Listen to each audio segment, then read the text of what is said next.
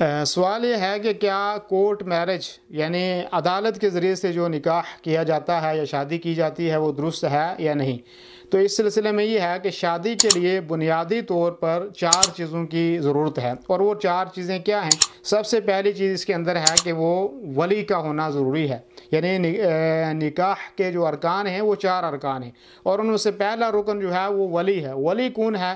ولی حقیقت میں جو لڑکی کا باپ ہے وہی ولی ہے، اور ولی کے صورت کے بھی کچھ احکام ہیں، یعنی مرد ہونا چاہیے، عورت جو ہے وہ ولی نہیں بن سکتی۔ ایسے ہی وہ جو ولی بن رہا ہے وہ عاقل بھی ہونا چاہیے، بالغ بھی ہونا چاہیے، اور معاملہ فہم بھی ہونے چاہیے، یعنی اس کے اندر معاملے کے سمجھنے کی جو کیفیت ہے وہ بھی ہونا چاہیے۔ ایسا نہیں کہ کسی بھی آدمی سے وہ نکاح کروا دے۔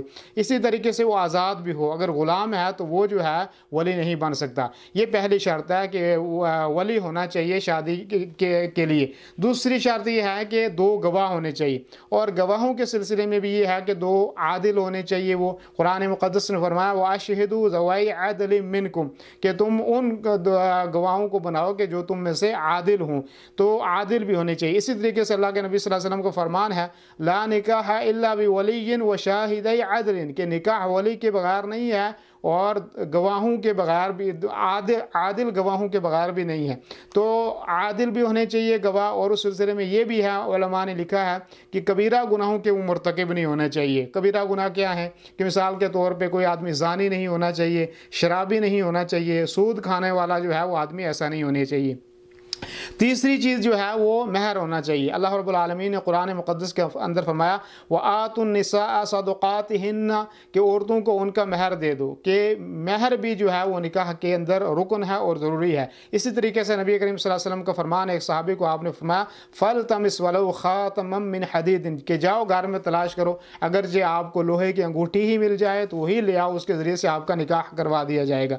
تو یہ تیسری شرط ہے۔ چوتھی شرط ہے کہ ایجاب و قبول ہو، کہ لڑکی والے جو ہیں وہ اجازت دیں اور لڑکا کہے جی ہم نے اس کو قبول کیا ہے۔ تو یہ 4 شرطیں بنیادی طور پر نکاح کے درست ہونے کے لیے ہیں، اور اس میں جو پہلی شرط ہے وہ ضروری ہے کہ ولی کے بغیر نکاح نہیں ہے، اور یہ حدیث کی ساری کتابوں میں یہ روایت موجود ہے۔ اللہ کے رسول صلی اللہ علیہ وسلم نے فرمایا لا نکاح الا بولی، کہ ولی کے بغیر نکاح نہیں ہے۔ اسی طریقے سے فرمایا لا تنکح المرأة الا باذن ولیھا، کہ ولی کی اجازت کے بغیر عورت کا نکاح نہیں کیا جا سکتا۔ ایسے ہی اللہ کے نبی کریم صلی اللہ علیہ وسلم کی ایک حدیث ہے کہ وہ آدمی کے، وہ عورت کے جس نے ولی کے بغیر نکاح کیا تو فرمایا اس 3 دفعہ آپ نے فرمایا کہ اس کا نکاح باطل ہے، باطل ہے، باطل ہے۔ تو ایسی صورت میں ولی کی اجازت کے بغیر نکاح نہیں ہے۔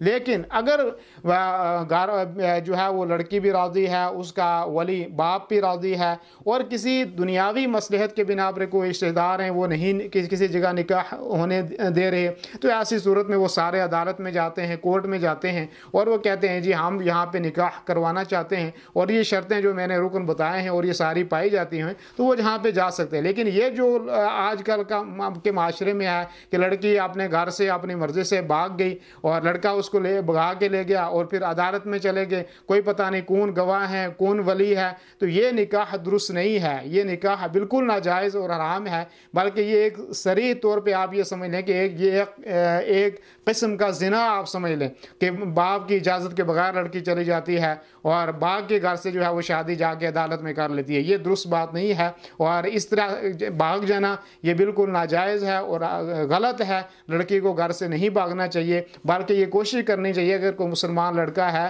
اور وہ دیندار ہے اور والد کو منوائیں، اور والد بھی دیکھے کہ اگر کوئی لڑکا پسندیدہ ہے اور وہ مناسب ہے تو اس کے ساتھ نکاح کروا دے۔ تو یہ جو ہے یہ بھاگ کر نکاح کرنا اور کورٹوں میں عدالتوں میں جا کے نکاح کرنا یہ درست نہیں۔